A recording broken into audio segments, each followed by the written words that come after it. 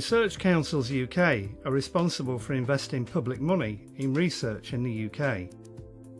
Each year, the 7 research councils invest around £3 billion across the arts and humanities,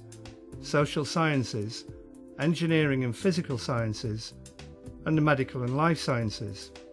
RCUK Shared Services Centre Limited provides services to the research councils in human resources, procurement, finance, IT, and grants administration.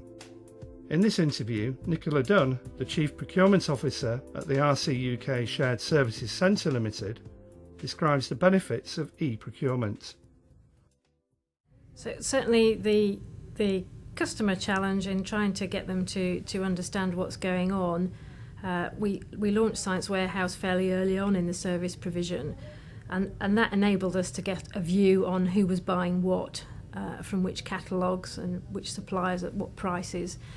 So it really helped us start to understand the data and get our heads around it and work out who was buying what with who,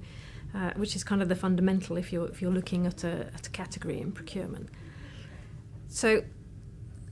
that helped us, but equally it helped the customer base. So one of the first things the scientists were asking me for when I first came in was, can you give me an Amazon experience, please?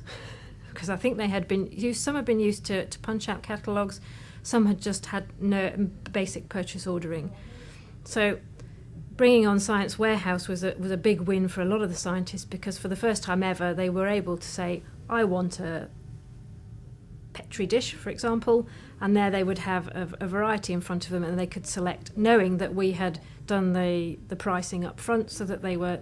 comfortable in doing what they were doing. So that was a big win for the customer community, and started to change the relationship we had with them, because we were delivering something that they felt was credible and very good for their roles, and was quick, because one piece of feedback we had was that a scientist ordered something on Science Warehouse on the one day and it arrived the next day, and that was fantastic because it meant he could carry on his research in a timely manner and continue to do his experiments, which is absolutely what they're there for and what we're there to service them for. So really key point for us there to have the system up and running. I think the other thing that's helped us is identify with central government the fact that we have the marketplace as part of our system suite, and having that edge almost to say we have it set up and running and it helps us deliver savings. So by being able to see the activity that's going on, we're able again to consolidate even more across suppliers. So it's helped us run the end-to-end and get that transparency that government really is looking for. And so certainly the feedback we've had is that we're one of the few service centres that has that visibility and is up and running and doing and delivering the vision that the government's aspiring to, which is fantastic for us as a company. I think the other element that's really helped us is that having Science Warehouse